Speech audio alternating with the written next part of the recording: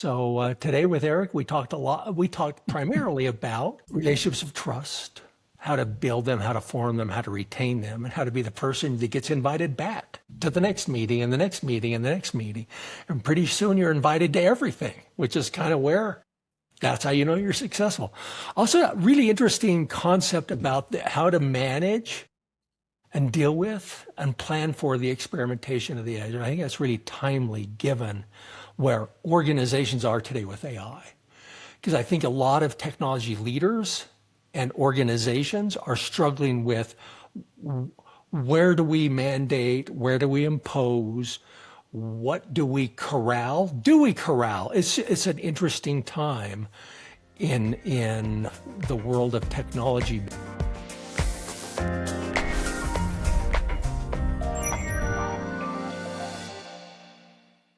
Welcome to CIO Unscripted, the podcast where technology leaders get real about what it takes to lead IT in a modern organization.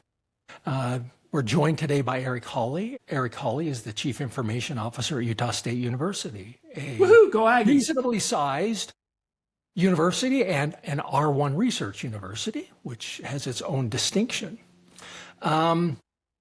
I've known Eric for a long time, consider him a friend. I don't know if he considers me a friend, but I consider him a friend. Totally and completely. Anyway, we're happy to be joined by Eric today. So, Eric, I don't want to mess up the sequencing, but let's dive into the first question. So, I'm going to recap, and then we'll get into a more detailed explanation of history.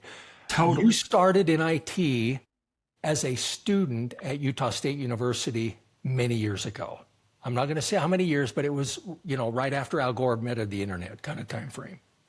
Oh yeah, it was 1994, and that was the commercial consciousness start of the internet. Like AI was a couple of years ago, nobody was talking about it. Then they were. Yeah, in 1994, that was the thing for the internet. And if you could stare authoritatively at a keyboard in '94, you got a job in IT. So what were you doing at the time when the university said, hey, can you do this thing? I was emptying trash cans, cleaning toilets, and setting up chairs in the Eccles Conference Center. Okay. And quite literally, someone walked up to me and just said, can you set up a Novell NetWare server? And I said, I'm sure I can. My entire career started with a lie because, of course, I'd never even touched the thing before. But I figured at that time it had to come with an instruction manual. Plus, I had an older brother who worked at Novell, so I knew I could call somebody on the phone if I ever got stuck. I guess the career didn't start with a lie because it turned out I actually could, which has sort of been a theme throughout. Give it a try. Find help if you need it. Figure out what people want and kind of pull it off. So it started a trend. So from that very auspicious beginning then of your career, how has your career progressed from that start to where you are now? Oh gosh, by invitation. So what do you mean by invitation? In technology and in IT, we're always working with servers and buttons and wires. But the thing with servers and buttons and wires and websites and protocols is they actually don't invite you and they don't need you around, but people do. Literally every single opportunity that I've ever had started or progressed because someone, I guess, didn't mind having me around. Servers or wires didn't care, but apparently the people did. A big part of it was sort of being able to work through the technology pieces and help advise people in a non-technical objective to sort of get there, to be a partner. And I guess right up front, I'll give you my one metric to rule them all, which is sort of the underpinning, story to all. This is where you put the subtitle right here. You flash it. You flash it. It's basically this. How often are you invited back to a meeting a second time? That's it. Not because you're the only person holding the keys to the closet someone else needs to get into. but because they want you on on the journey with them, and so from decentralized IT to centralized IT, and boy, there's a whole story in all of that. Do people want you along the way? And do you want to invite and bring people with you? Because it's not just me, right? Yeah, that's an interesting metric. Do they? Because I was so helpful in that meeting, right? Like, do you want me back a second time? Especially with security people, I'm like, that's a tough job. Are people going to want you back in the room a second time to advise, or are you someone they want to work around? That's an interesting thought. Are you the security person who's in the no business, or are you the security person in let's do it right, but let's do it person? Yeah. I love that. So okay, so you've started. So you've been invited as your role has changed. Now, Yeah, I've only applied for one job in my life, and that was cleaning toilets. Everything else has been invitation, quite honestly, which is a little unusual. But. Yeah. So a lot of universities, especially larger universities, have a much more decentralized model in their lives where departments and colleges can kind of do things. And I get the impression USU started that way. How has that changed, and how did you affect the changes? Oh gosh, the whole centralization and decentralization perspective. All technology and all innovation. I think most people who watch this may have heard of or are familiar with the hype cycle idea. Sort of the experimentation, the R&D. Higher education. Higher education at its best facilitates broad playing and experimenting at the early part of that hype cycle. And that when technology is at that entry part, it's not ready for centralization, standardization, and commodity.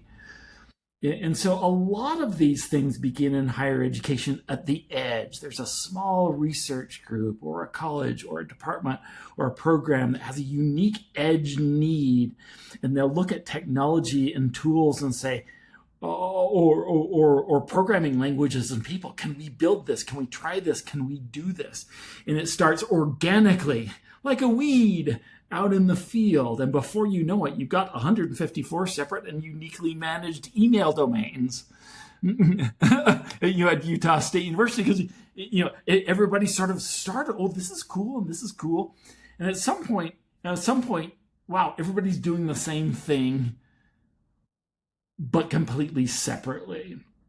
And so, when you think about centralizing and decentralizing, there's an inflection point, right? Where it shifts from edge experimentation to, hey, wait, this is a service that we could all use, and we would be better served by a more unified, coordinated effort. And it's important to understand that inflection point and when that's not the case and when it is. Because if that inflection point is too early, when the technology isn't mature enough, then you can get into troubles trying to centralize it too fast, too early. Again, if you wait too late, then you don't have the efficiencies, and you drive that. And so, a lot of it has been around timing, not getting in the way of edge experimentation, but knowing when and how to sort of time that inflection point where you can start saying, hey, this is far enough along. Maybe we should do this across USU now. Does that make sense as sort of a general principle? It makes a ton of sense, but I got a couple of questions.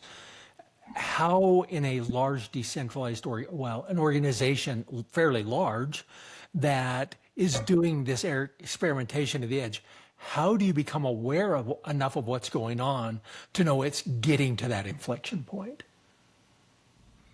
How do you create some awareness? Is that where the relationships you've built across the organization matter, where people aren't hiding stuff from you, but informing you of to what they're doing? I'm curious about that, how you know what's going on.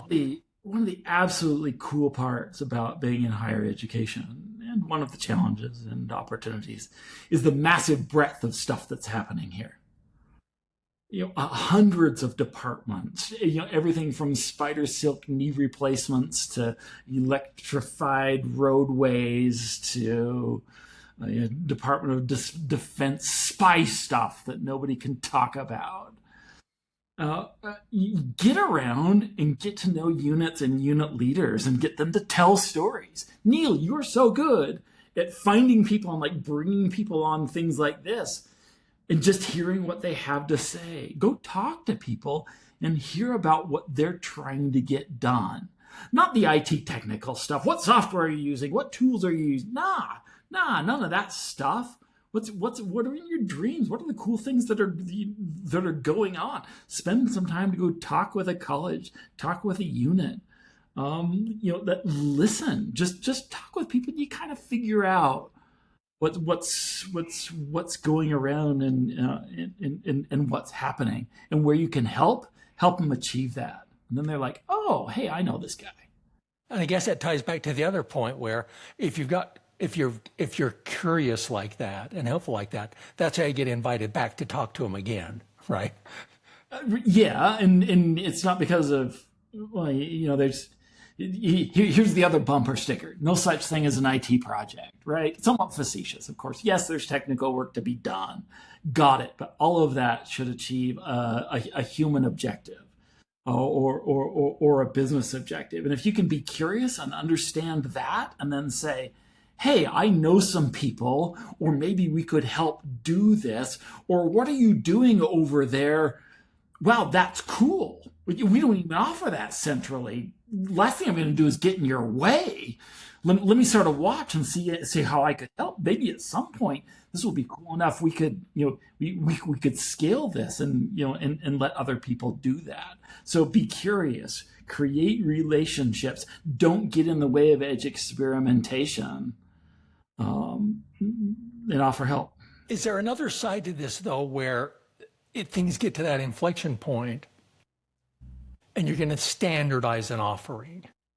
Where people feel like you've chosen something that's not what they were using or what they're used to. How do you deal with that transition for people who, okay, go ahead, USU, you do that, I'll keep doing my thing.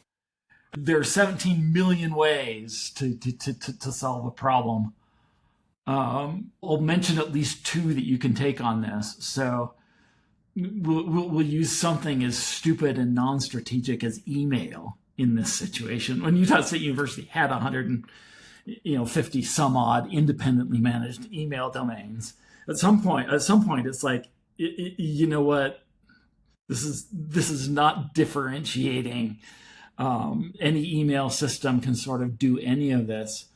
It's remarkable because any technology, sort of goes religious. Are you Mac or are you Windows or are you Linux? Do you like Gmail or do you like Exchange? And people are become religious adherents to that particular brand. But if you're going to commoditize, you kind of got to pick it. Is it going to be Gmail? Is it going to be Exchange? The new president of Utah State University came from a Google shop and moved into Exchange.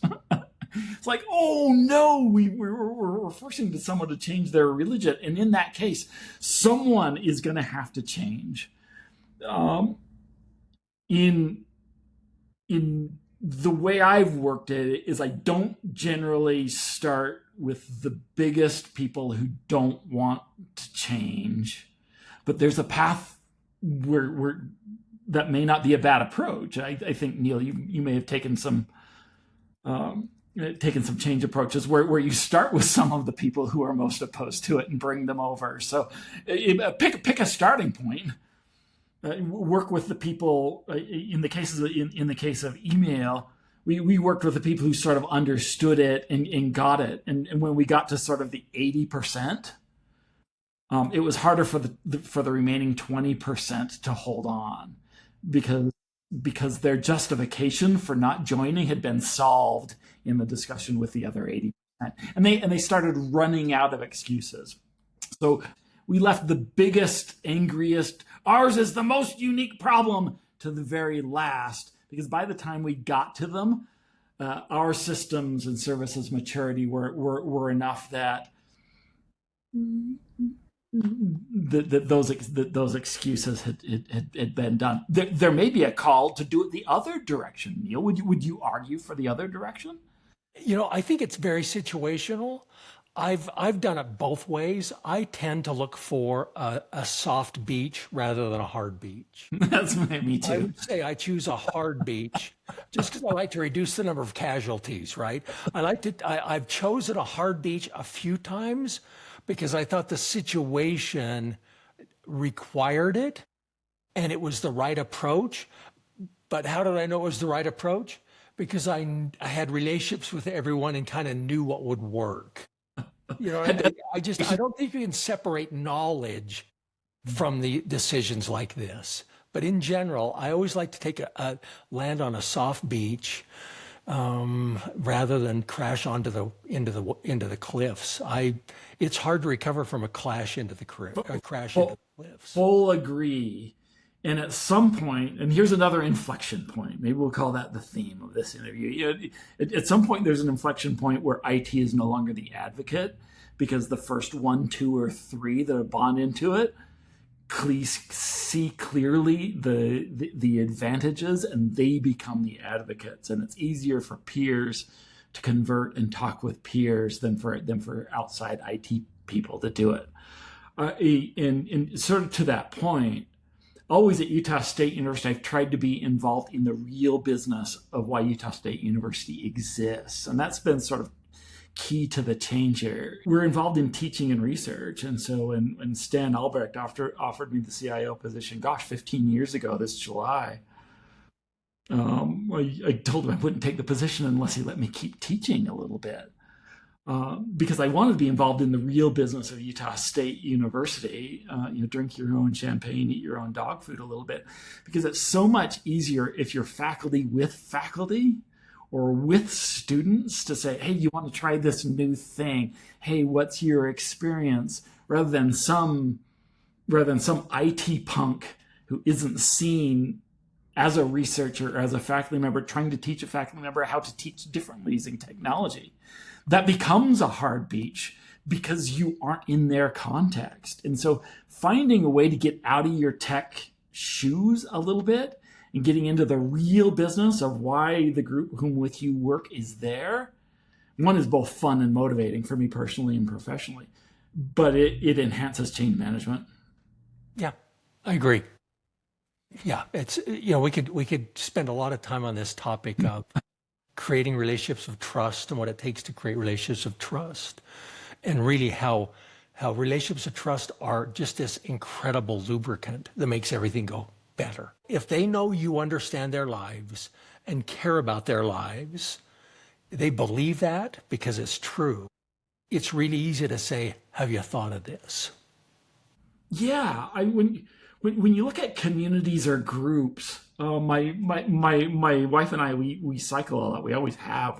We met cycling. We went on a mountain bike pedal from the top of Bear Lake all the way down Blacksmith Fork. It was 42 miles. She wrote in my wedding ring, 42 miles to forever, because we've always been cycling.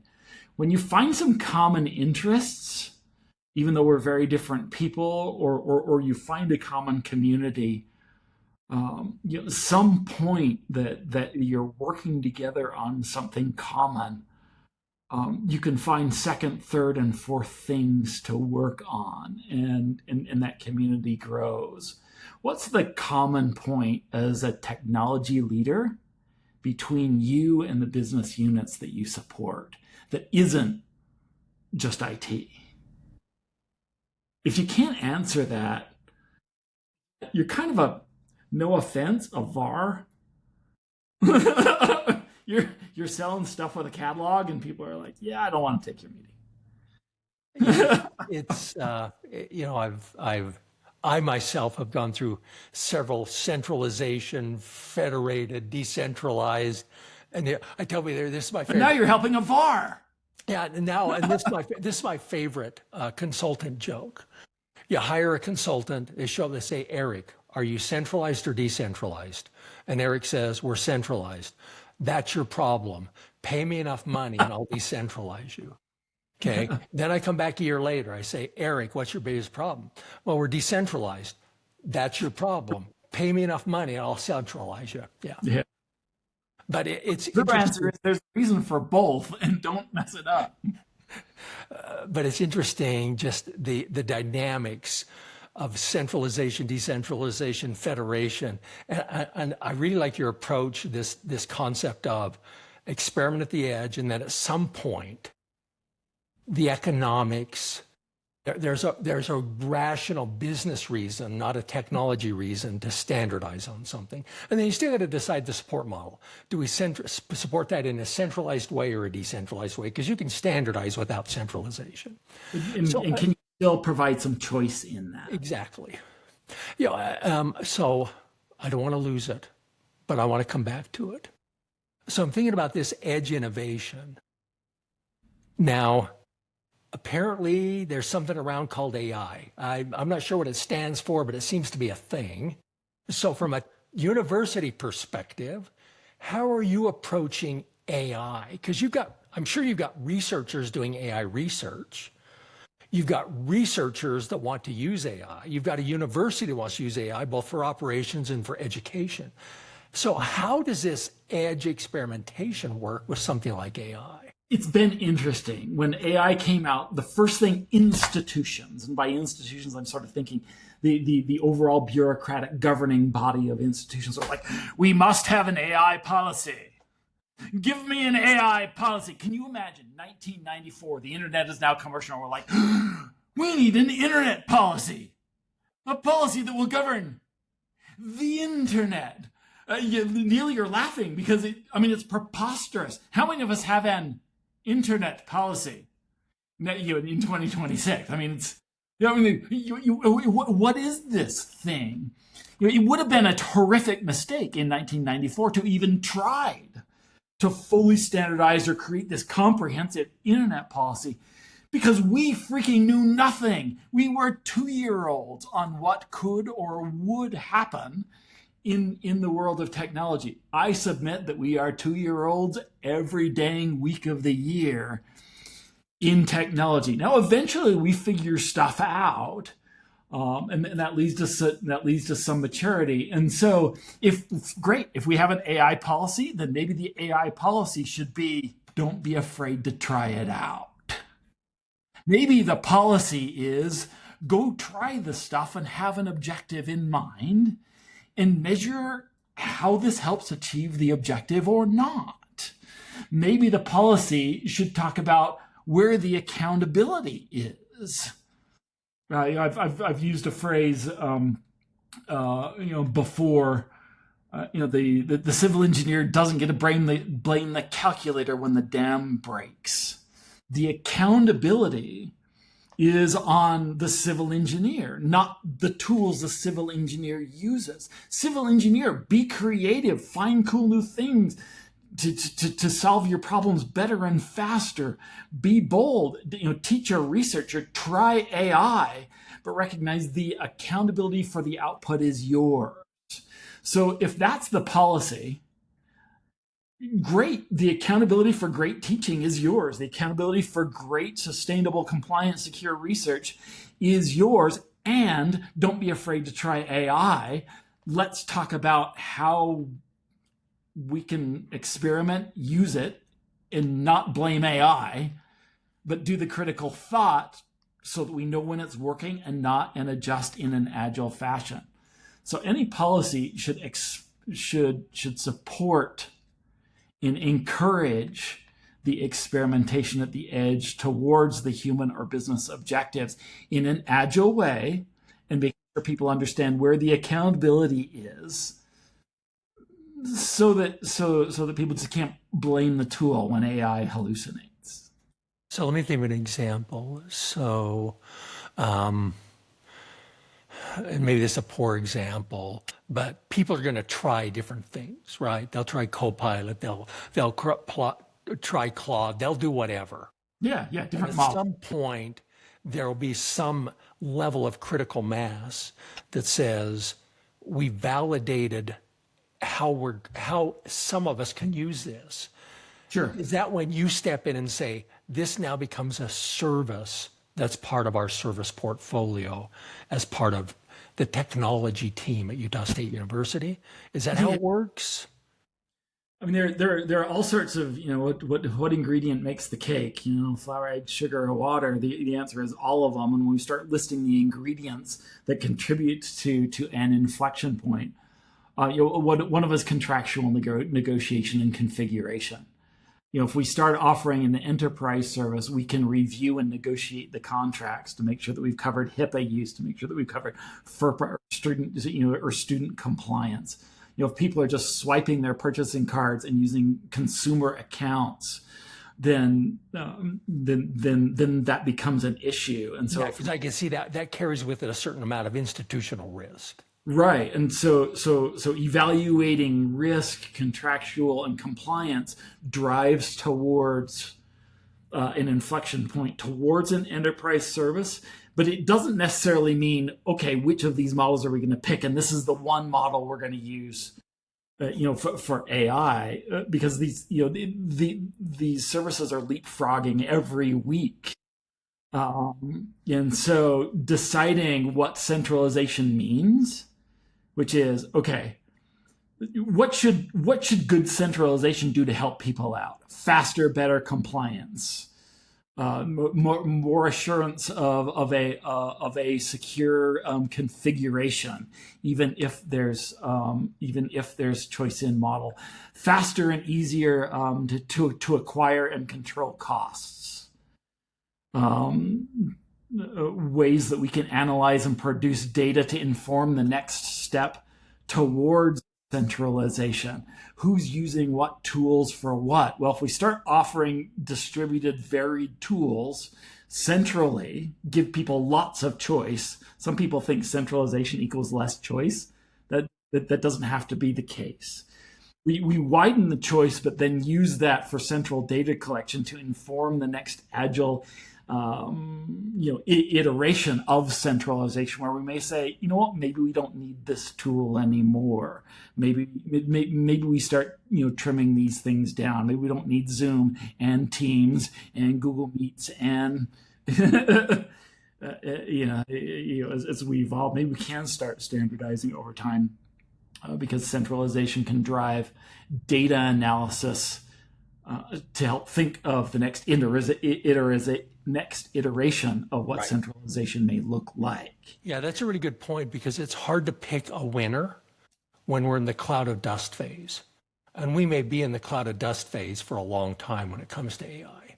And that's something we can always do centrally, which is, if there's a cloud of dust, can we look at the data to see who's using what even in decentralized environment? Can we find a way to figure out who's using what for what to produce some data to inform another cycle of discussion? And data analysis, some level of, I'm not going to call it control, but some level of, maybe compliance, because there are rules you have to follow as an institution, and that at least makes it a little safer from a compliance perspective, that somebody's not outdoing something or choosing a technology that doesn't have the proper safeguards in place. Yeah. And if we aren't moving fast to do that, well, guess what? They're doing it without you anyway. Right. Which is an interesting balance, because sometimes it can be so slow to get through the legal contractual negotiations, because people are so nervous about that. But if we take too long, our institutional risk is actually greater because people are doing it without us. Yeah, that's true. Which brings up another point, is this notion of kind of the frictionless customer/employee experience. How do you deliver services in a way where they absolutely love doing business with you? So they're not trying to bypass you. Yeah. I can imagine, if somebody from their third-party risk management process said, it takes me 6 weeks to review a contract, would wait for you. They'll just go do it. People will quietly go do it. And so in our attempt to control risk, we've created more risk. Yeah, exactly. You know, There's a line to navigate on this. So, and maybe we'll kind of wrap up with this because I don't want to take too much of your time because I know, it's the summer break and you're probably incredibly busy and have a few hundred miles of bike riding to do before, 5 p.m. I've always thought you operate in I'm going to call it not a difficult, but a complex environment. You've got a lot of constituents to support. Some of those constituents like their independence. They don't like being told what to do. They want to do things themselves. Colleges are loosely affiliated independent nation states, embassies, trade agreements, wars. To what do you just talk to me? What has helped you be successful in this environment? What are the things that as you look back and think about it, why did they ask you to be the CIO? Why for the last 15 years have you been able to accomplish what you've accomplished? What about you? What about your team? What about your approach? Just, what do you think? This is a deep probing question here. Use the I word a little bit, but the we word works well. The best we is where however we define we, can work through anything. So Niel, this, I feel like this is a relationship that I have with you. There's literally nothing that Eric and Niel couldn't work through together. I mean, it doesn't matter how hard or simple or what it is. If Eric's being a jerk, Niel and Eric can still work through it. If Niel's being a jerk, Eric and Niel can still work through it because we sort of got that relationship to be able to say, in various scopes within the IT leadership group, can I look around the room at all of the directors and leaders in IT and say, you know what? There's literally nothing we can't work through. We don't have to tiptoe. There's literally nothing we can't work through. To be able to say that within IT is super, super powerful. Then scale that up one organizational level. With myself, with vice presidents for research, with provosts, with deans, to be able to say, hey, look, the 7 of us, to be able to say to your general counsel, your legal counsel, you know what? There's literally nothing we can't work through. I'll pick up the phone and talk with you about anything. I'm not nervous that you're going to blow up or feel threatened or that we're playing poker and I don't want to hide. I'm going to have to hide my cards with this individual. Find that group, even if it's a small start. What are those people who you can talk about or do anything, work through anything, and not feel threatened, as a group? Then start growing it. Before you know it, you've got this table of trust, this group of people who's like, doesn't matter what it is, end of the world, cool, I bet we can work through it. Find those people and then start growing those people and adding to it. That doesn't mean not everybody falls into that place, but if you start growing that and that group becomes larger and more powerful, man, you can work through anything, and then those people get promoted. Dang, I'm wearing the shirt of my current department head, Chris Corcoran, who's the department head in data analytics and information systems department. He just got the job as provost. He's one of those people who I can work through anything with, no matter how ugly, big or it is, and I know he feels the same with me. And so that relationship will extend into the overall university academic leadership, even though we fostered it at a different point in our careers.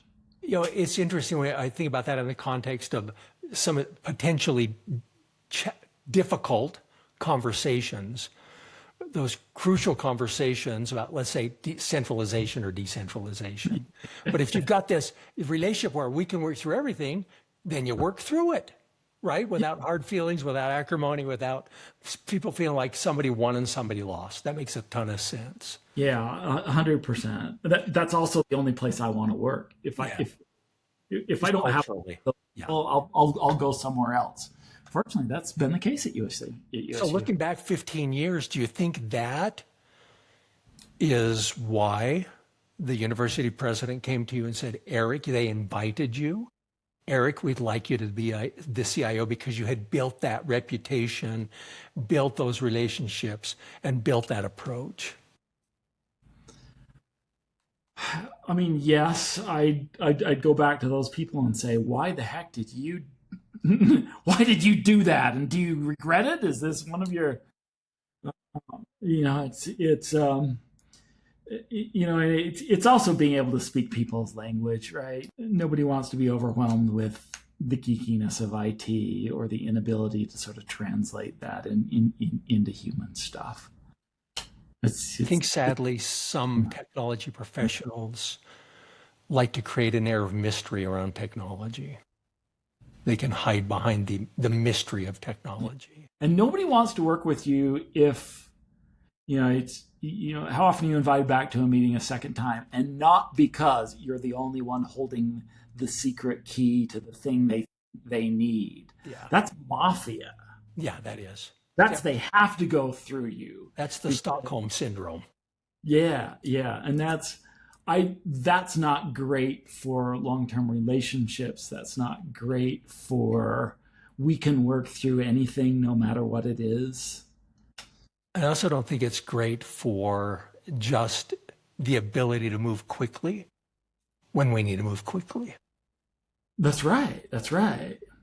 If something's mysterious, then we can hide behind it and say, no, we can't do that. We can't do that. Why can't you do that? We just can't. We just can't. And that's one of the things that's sort of been successful. One of my mentors, the previous CIO, didn't know a lot about IT, but had 49 and a half years of relationships at Utah State University. He would admit that one of his weaknesses was he didn't know when a technician or someone was blowing smoke, but he knew that was a hole in his portfolio, and he had me to help fill that hole. And so even if you don't have it all, find others who you can trust and empower, who can help be the judge for that team. And then together, 2, 3, 4 of you, we can work through anything. Well, Eric, I appreciate your time. I really do. I've always respected you and what you've done at Utah State, because it's an interesting environment. Higher ed's an interesting environment. Oh, it's a completely interesting and wild fun. You've got a lot of compliance, a lot of regulations, a lot of demands. There's a lot of luck. Yeah. There's a lot going on in higher ed. And it's a fascinating world to live in. Well, Niel, always a pleasure. Always a pleasure. And you know what? There's nothing we can't work through.